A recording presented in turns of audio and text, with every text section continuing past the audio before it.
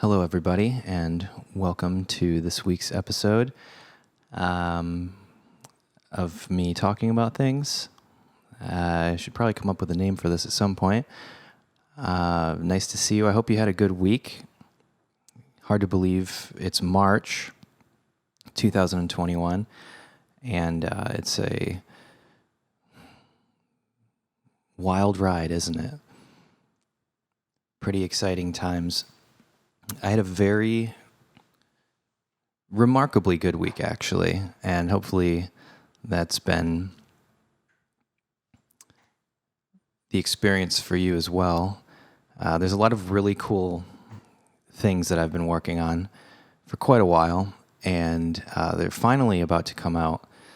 Not just my own projects, but things I've been producing and developing, which I'm quite excited about. Some artists you may know, and some who you may not know yet, but all very, very fun. And so it's cool, after months and months of developing, finally seeing everything come together.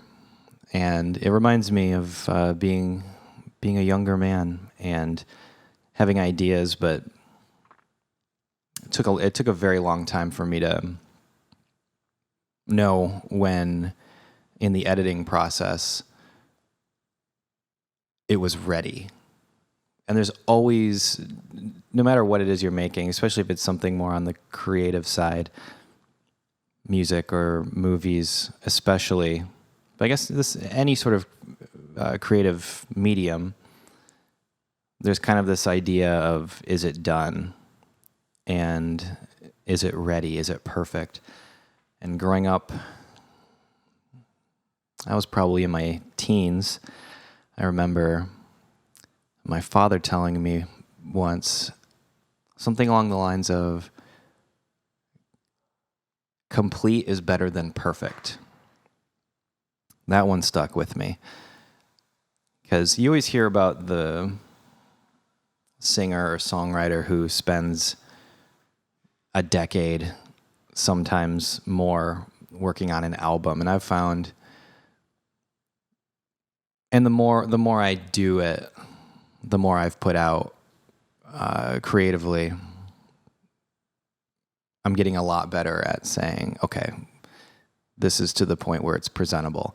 And there's always going to be that feeling of listening back at a song you recorded years ago and thinking, oh, if I could just remix or remaster that. That certainly goes for the first couple of recordings that I did. I guess the first one I put out, oh boy, 2007, I think it was. And that was, I was learning how to even record sound properly at that point, and didn't know a thing about mixing or any of that.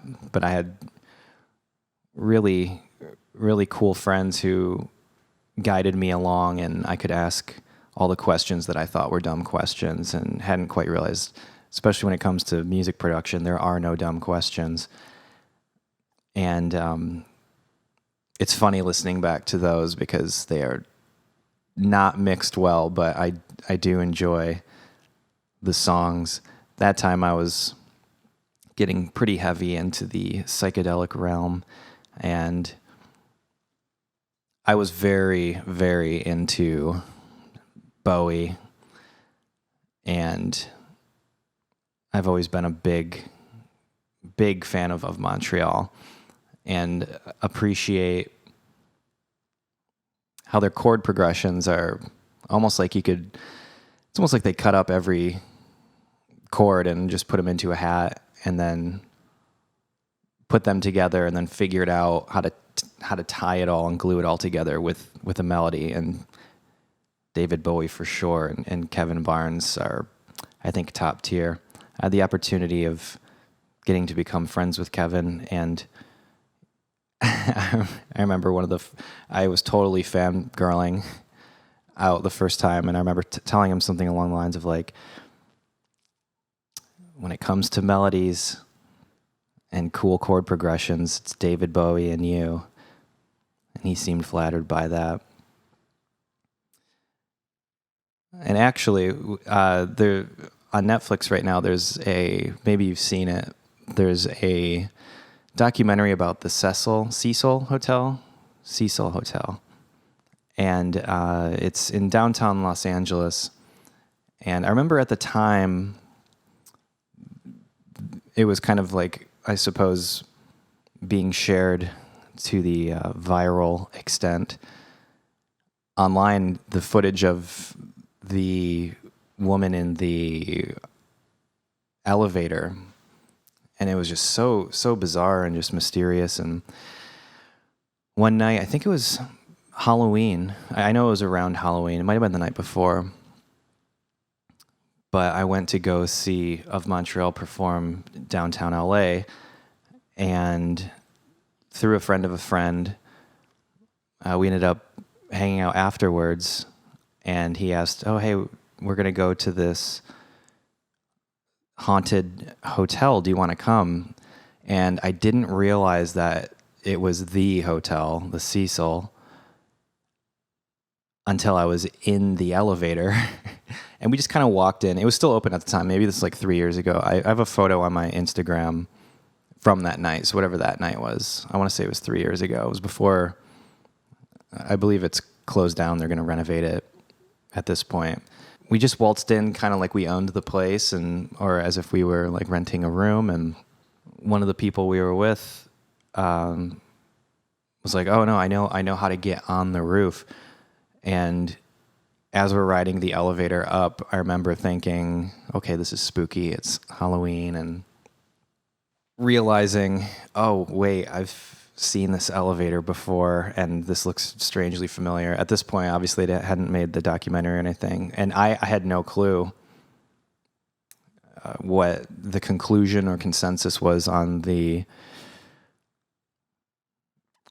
investigation. But next thing you know, we're walking out of the elevator and climbing out the window. And if you've watched the documentary, it wasn't the staircase, which I didn't know was there actually at the time. It wasn't the staircase with the alarm. It's very, very easy to actually get up there. And you just go down the hallway. There's a window that opens right up. There's no alarm or anything like that. And I must have had some liquid courage. Well, I know I'd been drinking that night, but I think I had enough liquid courage, and I think I was so blown away because I was hanging out with one of my heroes, that when it came time to climb the most bootleg fire escape ladder, all I remember is I was like the second one to go up, and whoever went up first was just like, yeah, just don't look down. And of course, that's when you look down. And it's just that kind of vertigo moment. And easily, if you fall off that thing, you're donezo. It's really high up. But then you get on the roof, and it was strangely, it was serene almost. And I don't know if I'm a big believer in ghosts or anything like that. I've certainly had my experiences feeling sometimes places just have an atmospheric thickness to them that is very heavy, and you could feel it up there. And I think also because I had never been on a rooftop in downtown Los Angeles at that time. And when you get up above everything, and it's in Skid Row, so it's a pretty sketchy part of town. If you've ever been there, it's hard to forget. And we got up on the roof, and you're above the traffic, and you're above the sounds of that part of downtown Los Angeles. And I remember just really being I just felt weird. And we had heard that this poor woman ended up inside the water tanks.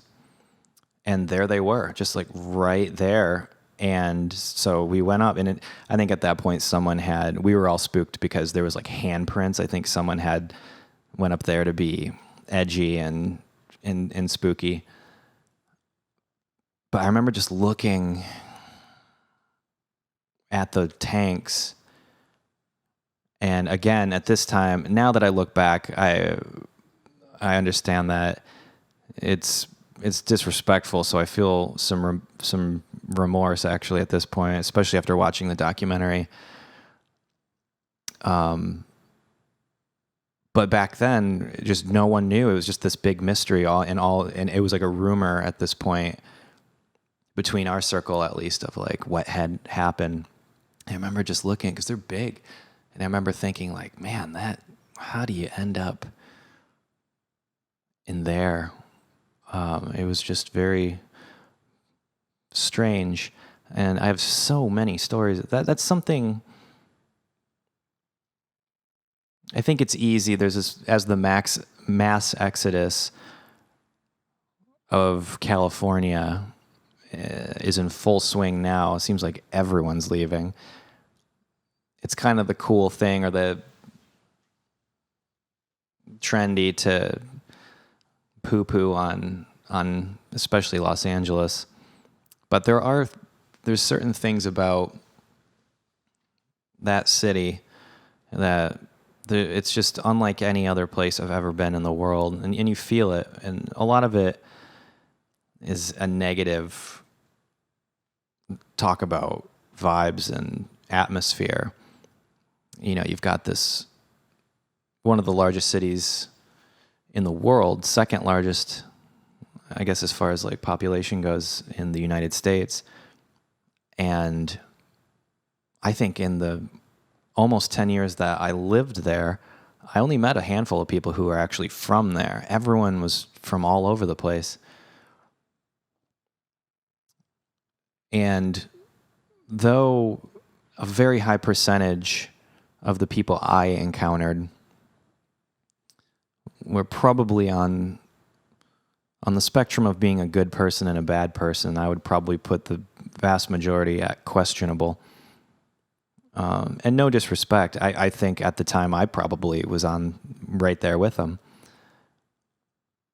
But then there's kind of the unicorns. And I think I was very lucky in my time living there. I guess I was lucky to have been able to find those unicorns. And that's those friendships, especially when you're on a similar trajectory.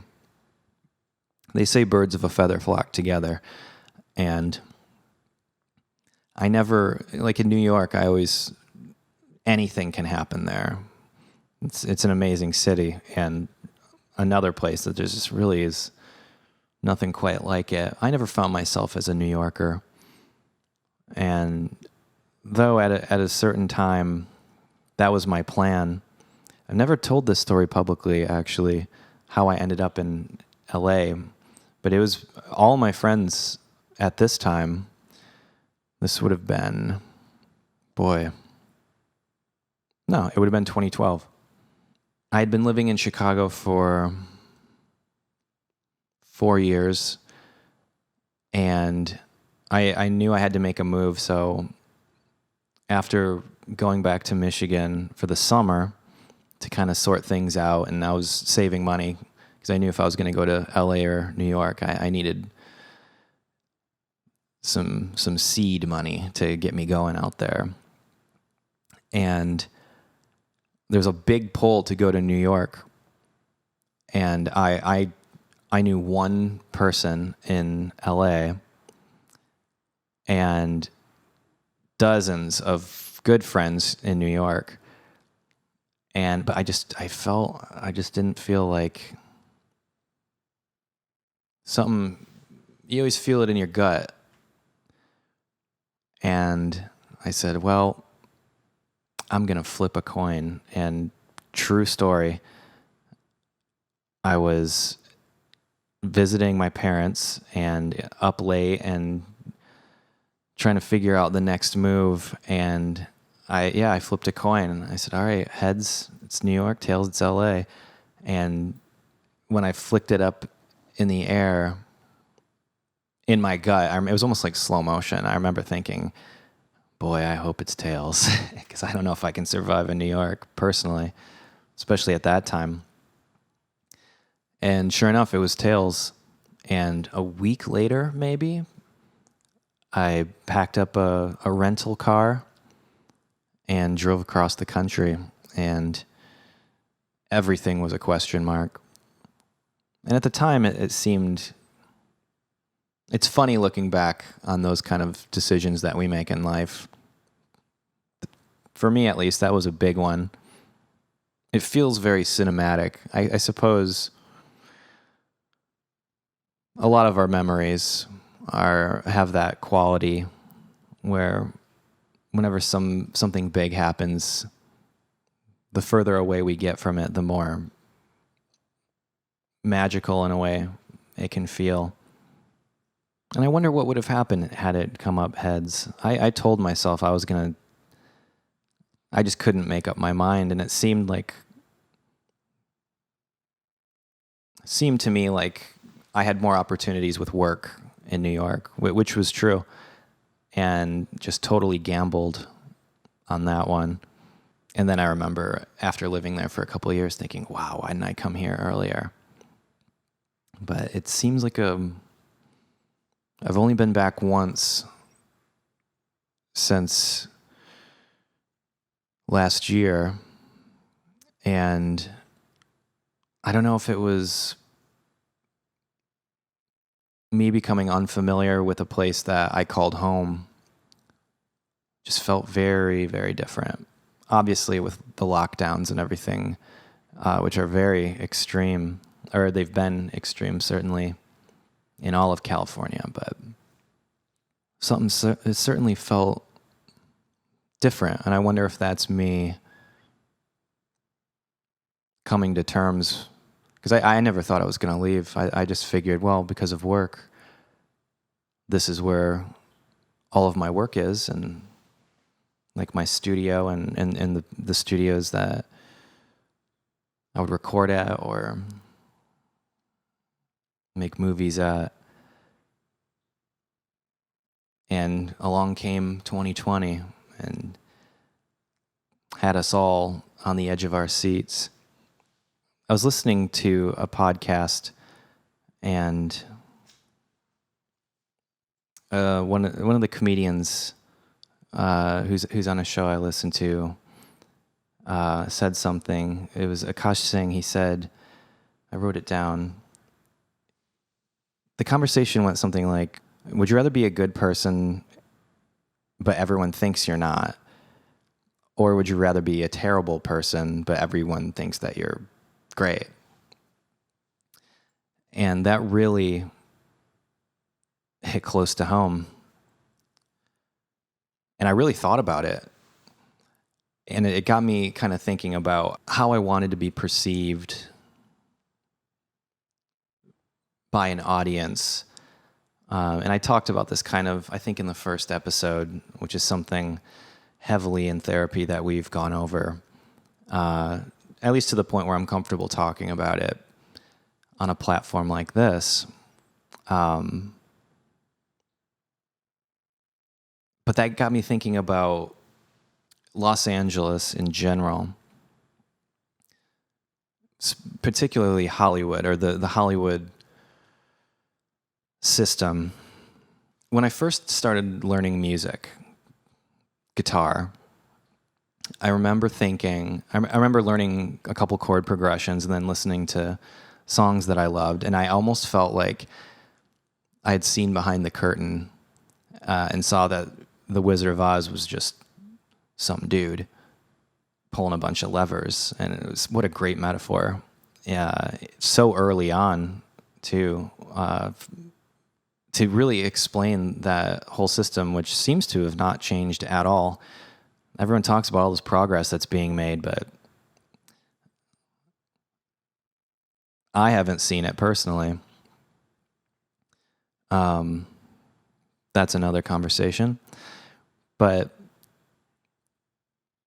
with music, it struck me. I almost felt like, I wish I could go back and not. For as much as I love knowing and learning music, part of me still wishes. I wish I could go back to just being a listener. Because now, I mean, every time I hear a new song, it's really hard for me, and I know it's frustrating for the people around me.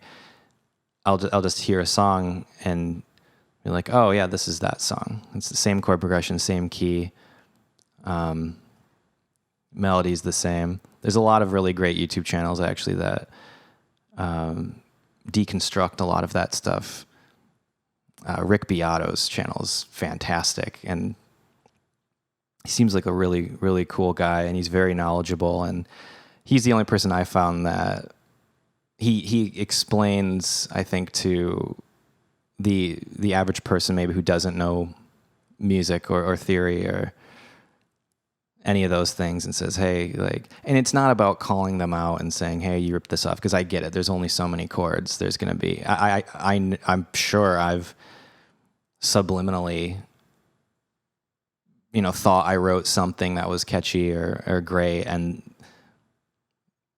I know for a fact I've had it happen. Actually, there's been a couple things I put out, and someone in a comment will say, "Oh, well, this is just this song," and it's like, all right, well, I haven't heard this. Let's take a listen, and it's like, oh wow, okay. Usually it's just like the same chords, but being able to listen to music as just a listener again, that's a real treat. Which I'll never be able to do, unless maybe at some point, heaven forbid, I have Alzheimer's, or in which case someone will have to remind me, well, of everything, but they'll have to remind me to watch this video and say, hey, at one point you said if you're ever in that situation, and then just show me all my favorite songs so I can hear them for the first time again and not know how to play them. Anyway, that was a rant. I think the music analogy and learning and kind of wishing I didn't know was the same way with people you see in movies or on TV or musicians, and you really see through once you've like spent time with them. And part of it's funny because it's like, oh my gosh, if people only knew, this is crazy. Usually it's the squeaky clean ones that are. I think there's a reason for portraying yourself like that.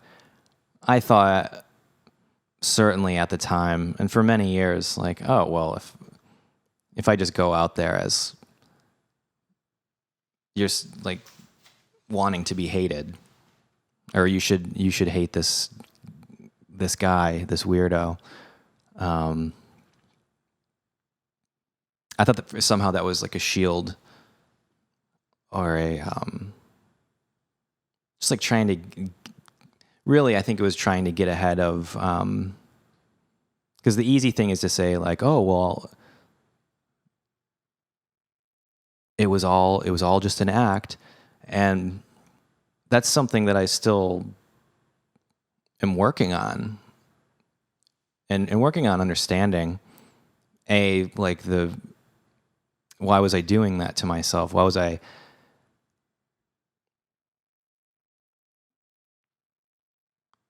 putting myself in a situation that was immediately intended to be received negatively? It's like you can't be surprised when it's like, well, that's the narrative that you created. So you made the bed, man, sleep in it. And so that's taken some time. But much needed. I was talking to a friend earlier who went through a sticky situation himself, and he equated it to a cold bucket of water being thrown on you. I was like, yeah, It is kind of like that. And it's kind of hard. It's heartbreaking to know people who've been publicly shamed. Everyone handles it differently. And what we're going through right now on a very large scale, I certainly think it started as a very good way of pointing out, like, hey, there's some bad stuff going on. And it seems to have morphed into, this person was mean to me or said something I didn't like, so we should make sure that they can't support themselves anymore. And I think a lot of people, not to be an apologist, but to be someone who deeply understands what that feels like, having lived through real life and not sensationalized, easily to be proven wrong, thanks to Gmail and text messages and all those things. Having lived through high impact moments in life that really make you question who you are, what you are, everything you've ever said. Like, it keeps you up at night. And luckily, over the past couple of years, going over so many different instances of trying to think, like, man, what were the things that could have been interpreted wildly different than what I felt, and for a substantial amount of time, and this is what's great about talking to a professional, is getting them all out and be like, maybe this, maybe that, and you get to see another side. Like, well, maybe on the other side, it was not interpreted the way you intended it. And if there's one thing I think I've become a lot better with, is thinking about what I say before I say it. Around 26 to 30, that's when I really didn't have much will to keep going. And having experienced that, I at least understand when I see someone who's in a very troubling situation with their own well-being, and which usually goes hand in hand with substance abuse. I get it, or at least I can relate, because when you're in that spot, it seems like such an easy thing. Like, oh yeah, I'll just put this up my nose and drink that entire bottle, and we'll see what happens. And where my head was at around that time, because I felt like such a failure. And what made it worse was constantly being told that I was very talented, which is a weird one. I know, world's smallest violin playing right there for me, but just talking here, it was just very confusing. And at that time, I hadn't talked to anyone. I thought I could just take care of it myself, and I'm a man, I can handle it. And I couldn't. And it took me way too long to look in the mirror. It's really a lot. And I don't expect any sympathy from anyone. Because I'm in a much better place now. That's one thing, that's for sure. And I think a big part of why I was so self-destructive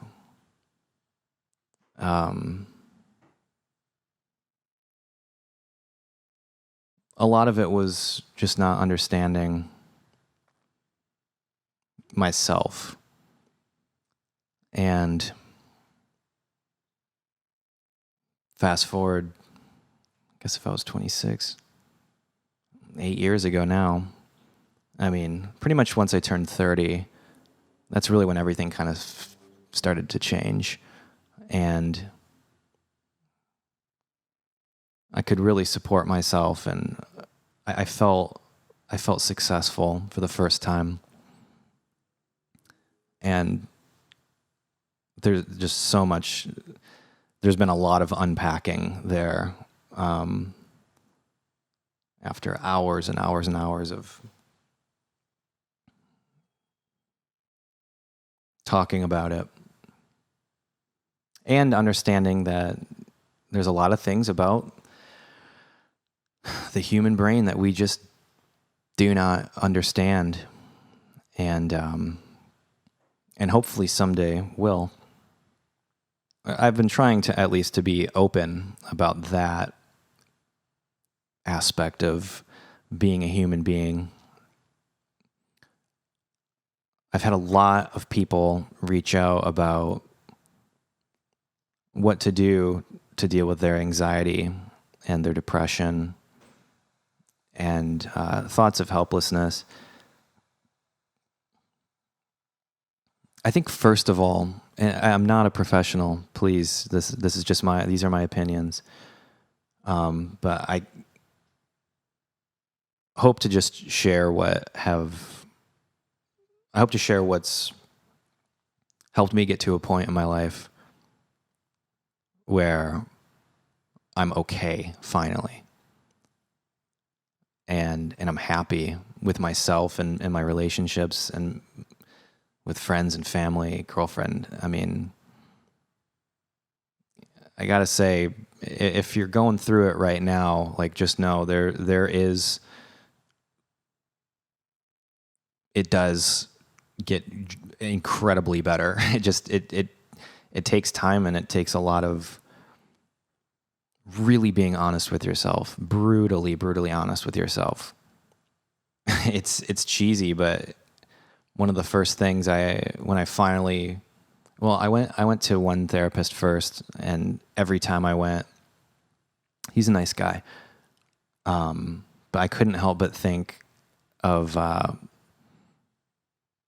always think of Prince going in, because it was literally the doctor in Beverly Hills, and I just remember I just felt like such like a complainer,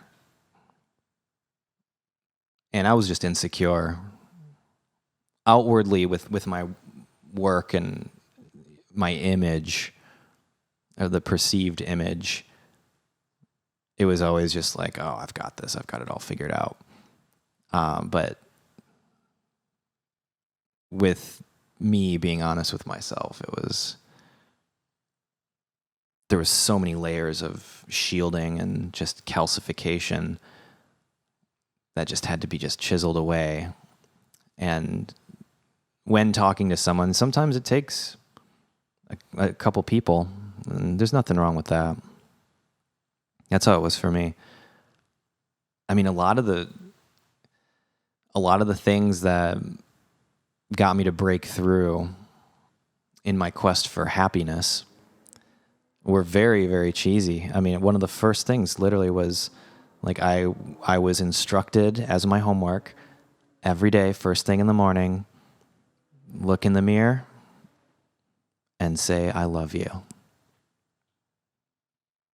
And man, does that sound so cheeseball. And she even told me, it's like, hey, I understand what that sounds like. It sounds insane. And here I am, at that time, like borderlining on anorexic and just really looking like a ghost, like, and feeling like one too. And, probably severely hungover, sitting in this office and being told, hey, look at yourself in the mirror and say, I love you. I remember just thinking, like, it's the dumbest thing ever. But I realized after like 2 weeks of doing that,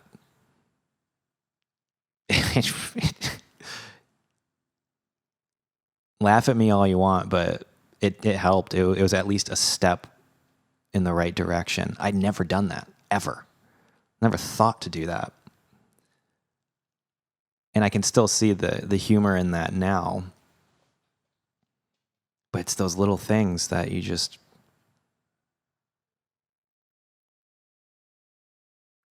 It's the things that you don't do. And I also understand that everyone's interpretation of what reality is, it varies. So I can't really give any blanket statements. I mean, big thing for me, like this is another crazy one. I used to drink like 3-4 cups of coffee a day. I don't touch caffeine. I mean, I went from... I mean, there was like a 2-year period where, I mean, coffee and cigarettes were pretty much what I lived, and Jameson. That's like all I lived off of. I can't believe I lived through those years. And just all the drugs and no exercise and no substance that was going to help. What you put in your body makes a huge difference. And I mean, to this day, if I drink caffeine, I mean, one coffee, I'll have anxiety for sure. Maybe a panic attack. Drinking too. It seems so harmless because you can just go to the store and buy it. But that was all the other stuff, I never understood, luckily, how someone could get fully addicted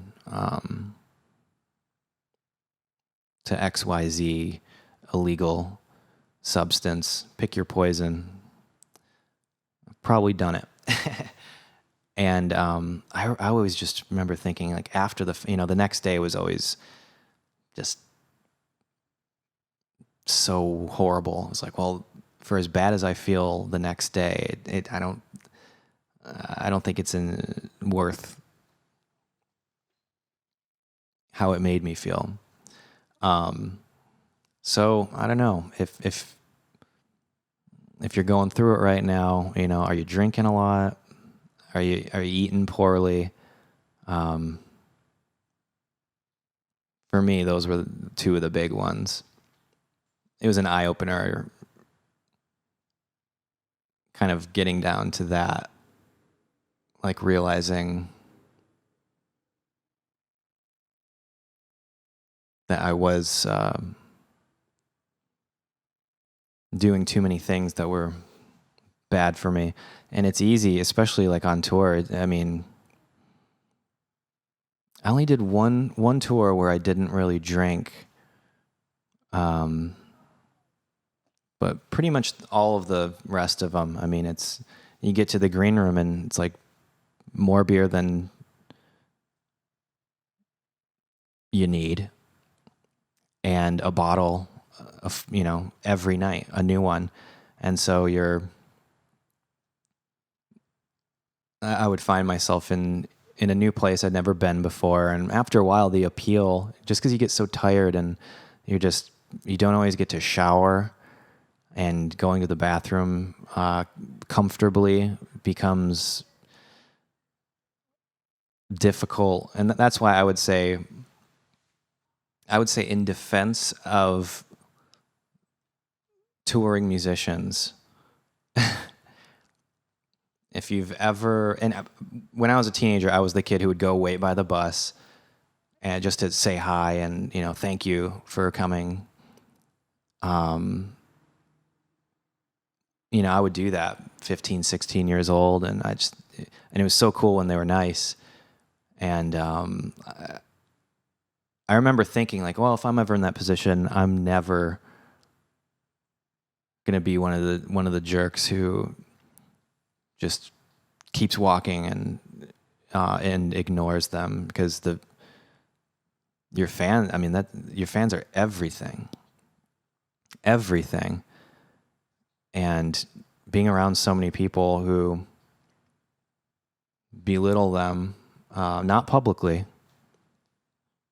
but treat them with disdain and don't even think about them as people. There's a surprising amount of people working in the music business who just see the fans as numbers. And that really got to me, because I was that fan, and I still am for a lot of bands and a lot of musicians.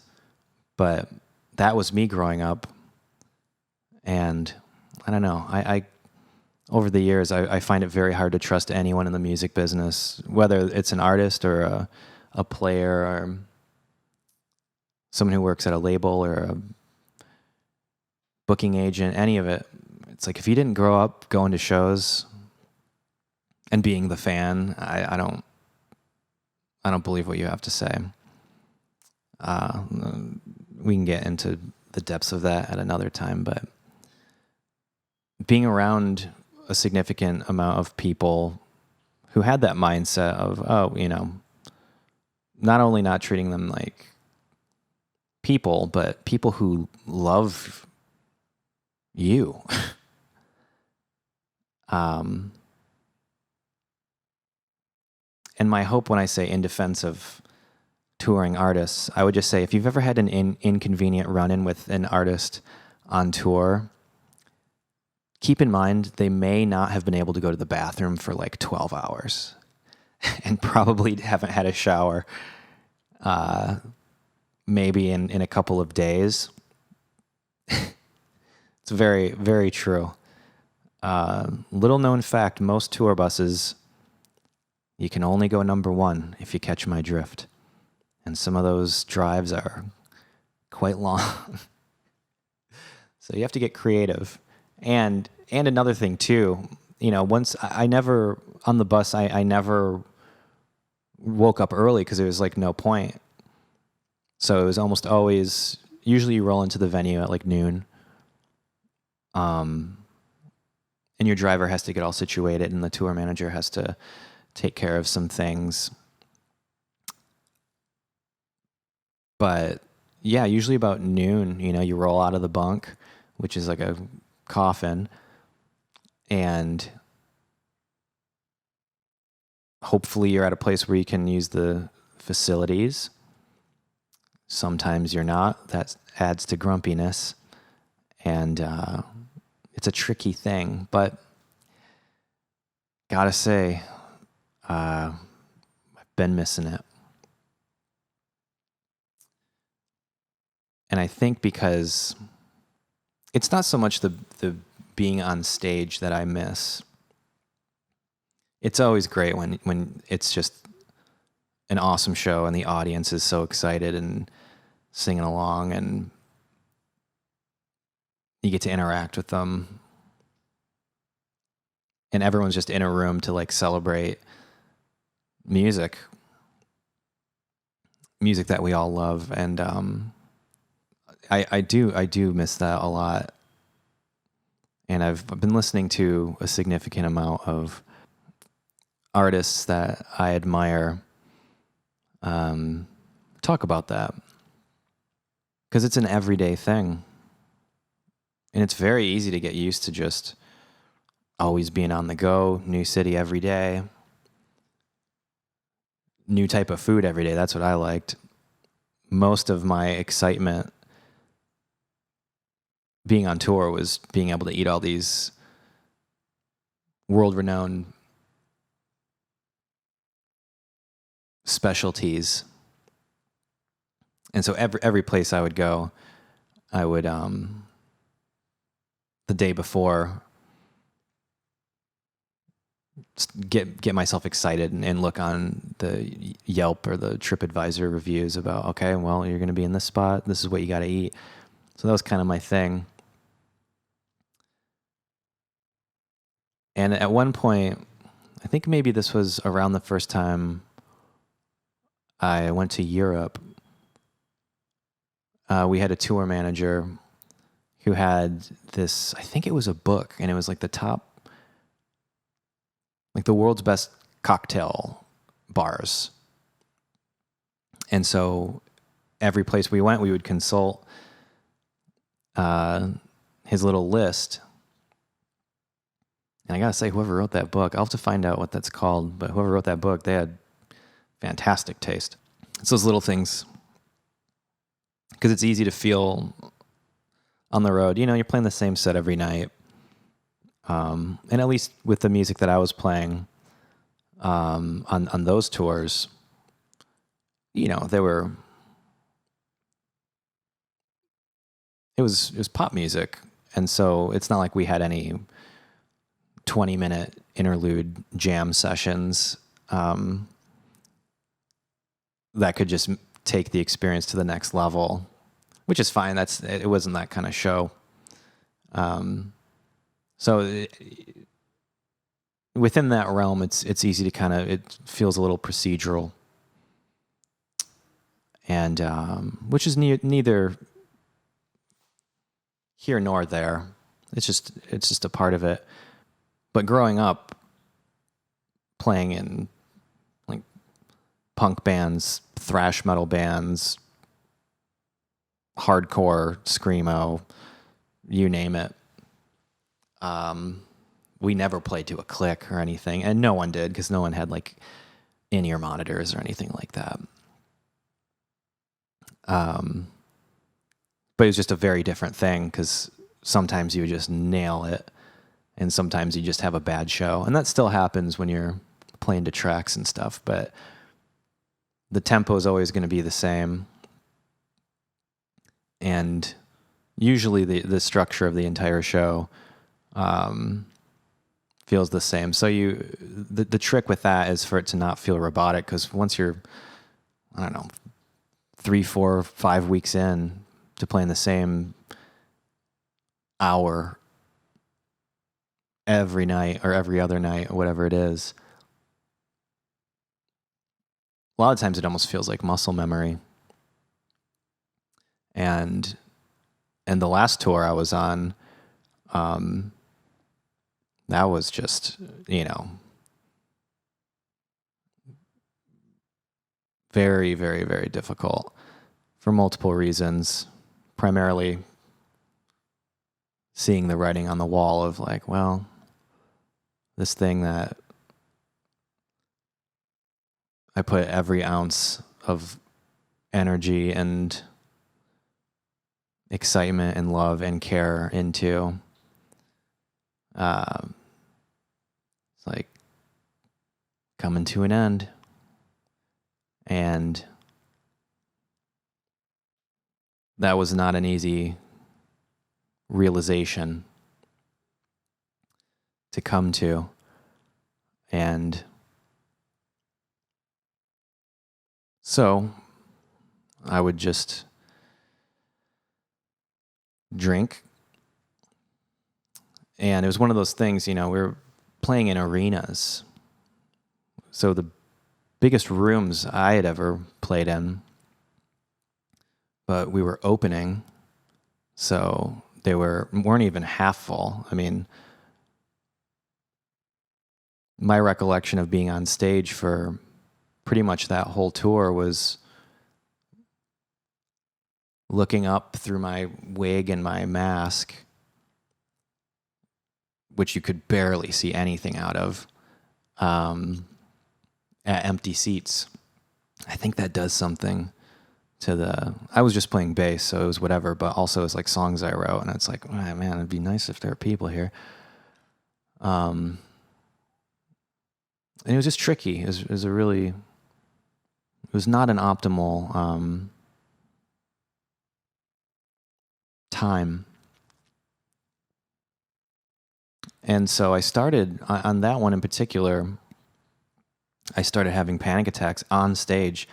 Chances are, if you saw that tour, what year was that? 2019. The end of 2019, I was having a full-blown panic attack almost every show.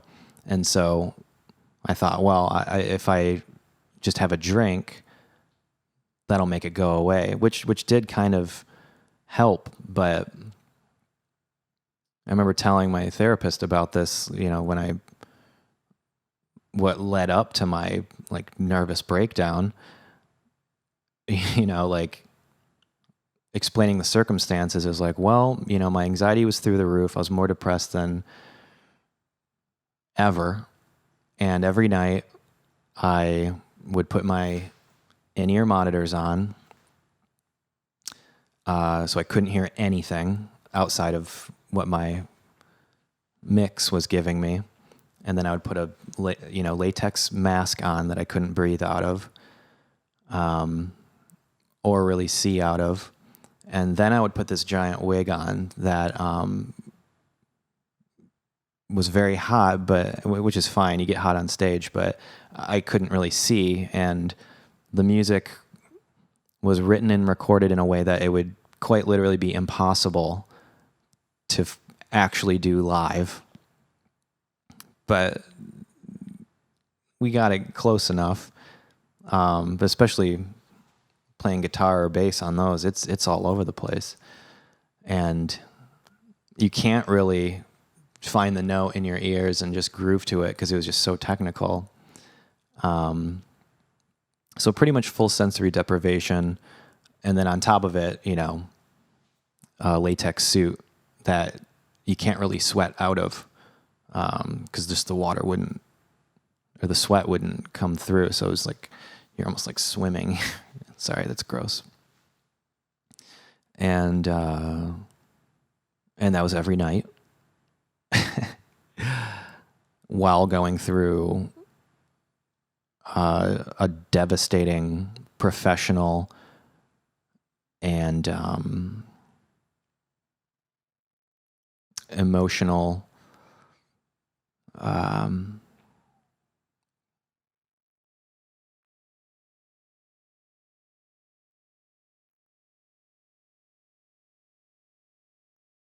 betrayal. But you can't dwell on that, it's once someone told me years ago, they said they don't call it friend business, it's show business. So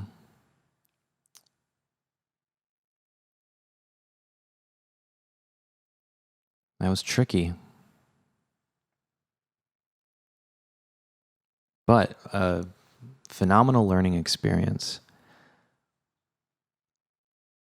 And which, had I not lived through that, I never would have come to a place of knowing myself, really knowing myself, accepting myself. And it's funny how these things work. Then suddenly you're making music that's really connecting with the right people, especially. And just this idea I had, this cynicism which at times I think was very funny and instrumental to people paying attention because, I mean, the entire, at least for the, I would say maybe 2015 to 2019, 2014 to 2019, the cynicism was rampant. And it really did fuel a lot of like the videos I was making and the things I was saying in the videos or writing for the videos. And looking back, it's just very, very deeply, deeply ironic to see, you know, the typical Hollywood situation that I was commenting on and poking fun at and criticizing and just trying to point a camera and be like, how does no one see how this Hollywood thing works? And the irony is, you know,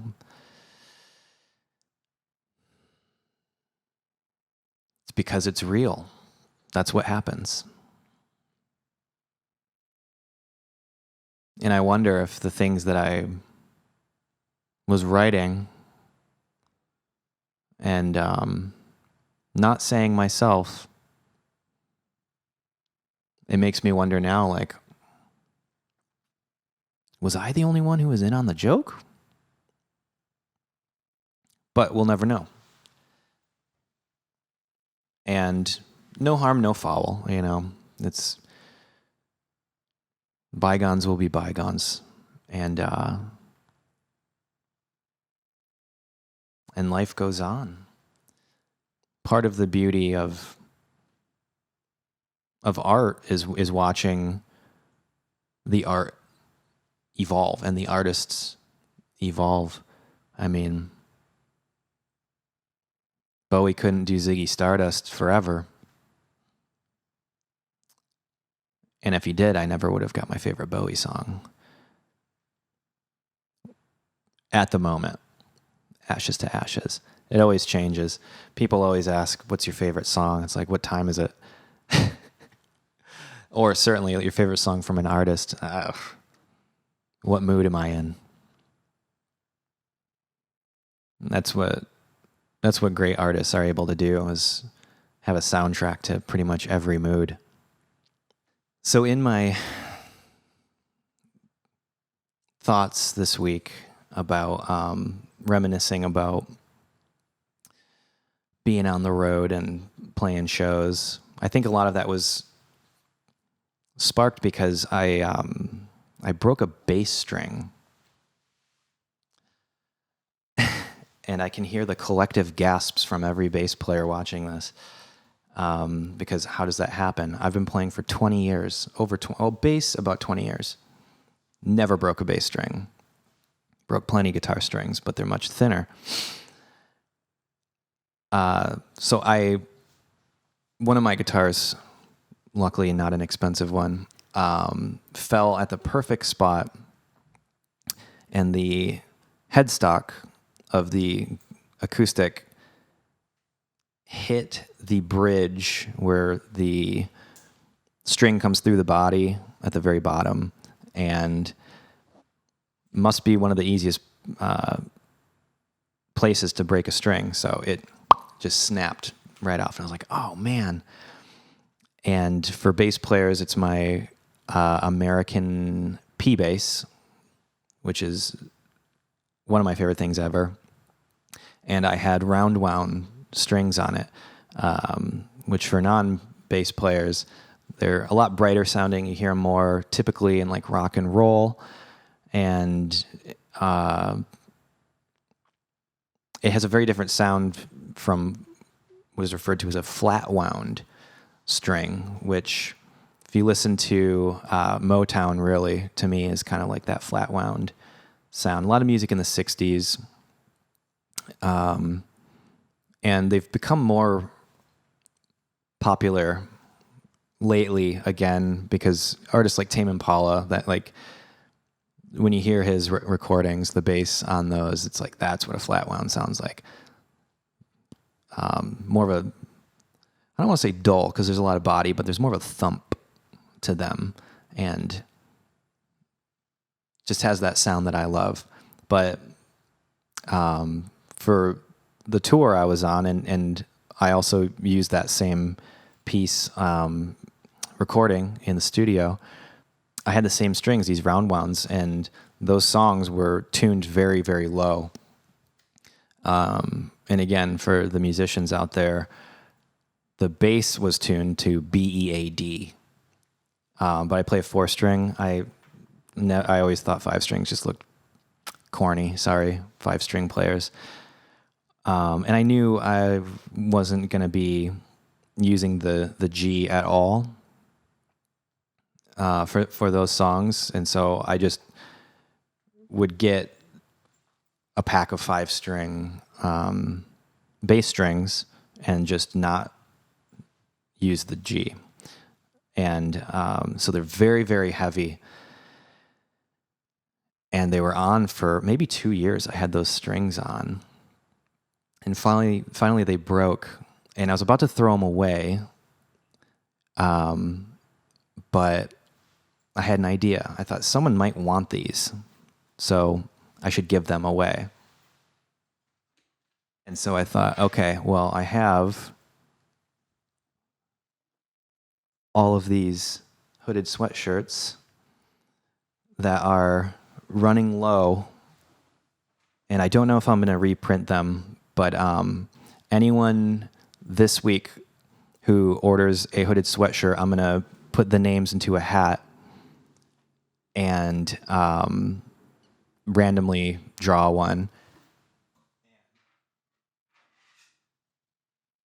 I have the strings right here. These are the strings from tour and recording over the past 2 years. And I thought it might be cool because I've seen actually people will turn these into like a bracelet or a necklace, or you can just maybe, I'm sure maybe there's some of my DNA if you want to frame me for, no. But yeah, I thought that might be fun. So I'll put a link down below to, if you'd like a Titanic Sinclair black metal hooded sweatshirt, it's on my merch page, which will be titanicsinclair.bandcamp.com/merch. And there's only a couple left. So that could be really fun. That's my favorite hooded sweatshirt to wear, not just because it has my name on it, but it has the somewhat illegible black metal font, which I actually hired a designer in Norway who does like authentic, like actual black metal bands. And I thought it'd be so funny because that's not the music I make, but I thought it'd be funny to do that. Though I have a deep respect for black metal, and it is one of my favorite music genres. Not for everyone, I understand, but in my first band ever when I was in high school, my drummer, Ricky, who's a lovely human being, he introduced me to all of that stuff. I mean, speed metal, like melodic thrash, I was pretty into. And eventually you find your way to black metal, which is pretty out there, but I'm a fan of poorly recorded music that sounds just like souls being melted. So, yeah, there's that. And also on a similar level, I have been granted access through YouTube, the fine folks over at youtube.com. There's a new channel memberships option that I thought would be really cool for people who, if you've made it this far into the video, you might be interested in this. So basically for the price of a coffee, you can become a member on the channel, and there's cool little things. They give you badges. I made some little badges and custom emojis and things like that. And it's a great way to support the channel. But what I figured I would do is instead of doing one of these videos a week on Monday, I'll do two. So if you want an extra hour every week, I'll be making twice as many videos. And I think that sounds, because I never really felt comfortable doing the Patreon thing, but I think the way they've implemented it, for the people who do want that additional content, and I plan on doing some more like behind the scenes stuff, and I'll probably do some like for the channel memberships, some streaming or behind the scenes of actually recording, because I record music all the time, almost every day, and for those of you who are interested in that, I think it might be cool to talk a little bit more about the songwriting process and all of like my synthesizers and those kinds of things. But I'm gonna have that set up this week. You just go to the channel and right by the subscribe button, youtube.com/Titanic Sinclair, there should be a button for memberships. And those things are there just to specifically to support this channel. I didn't think I would see such a positive response just by putting up videos talking, but I have to say it's very heartwarming, and the community that we have here, I appreciate very, very much. And after years of not vocalizing my appreciation for the people who support the music and the videos that I make, I just want to be very, very transparent about that. It really means a lot. Really, really, really means a lot. And thank you very much. I just think it's really cool that y'all are here, and I'm excited about expanding and growing the videos on this channel. I'm really enjoying doing these. And I think it'll be interesting to take questions from people and become more involved in the interaction, because I've never really done that, like as me. So that should be cool. Recommendations for this week. Oh boy. I've been listening to a significant amount of Thelonious Monk, but I don't know, for no reason, but for some reason it just doesn't feel like that should be the recommendation this week. For an album this week, album recommendation, last week was Brian Eno, Discrete Music. I loved hearing, by the way, everyone telling me how it affected their day. That was really cool. I would say this is an oldie but a goodie. I had an art teacher in high school who introduced me to this album the week it came out. And it was an art teacher, and the lesson for the day, everyone got into the classroom, and the lights were off, and it was a room that didn't have windows, so pitch black, and everyone's kind of like nervously giggling, like, what's going on? And he put on Talkie Walkie by Air. Incredible duo from France. This one's produced by Nigel Godrich, who is one of the greatest producers of all time, and is responsible for all of my favorite Radiohead albums and many, many more artists. I think his work with Beck, Sea Change, was... that's a hard album to listen to. It'll make you cry. But that's what a breakup sounds like. But Talkie Walkie by Air. And by the way, the assignment for that day was just to listen to it. That was it. Pretty far out. But I remember hearing that and just being like, what in the world is this? And that ties into a lot of kind of what I talked about today. You know, my first ever album that I recorded, hugely inspired by Air, and particularly that album. I would say maybe Surfing on a Rocket is probably my favorite cut from that. But I remember one time on psychedelics, I listened to Run, and there's a moment, you'll hear it,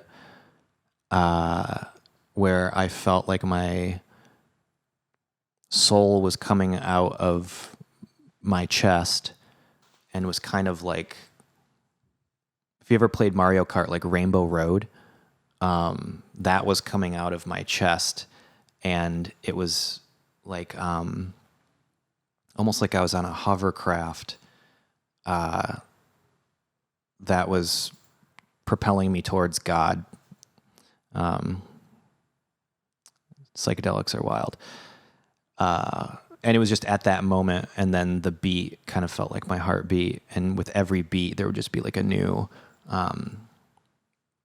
like a glow, like a, these things are hard to describe, like a band of light would, like with each beat would,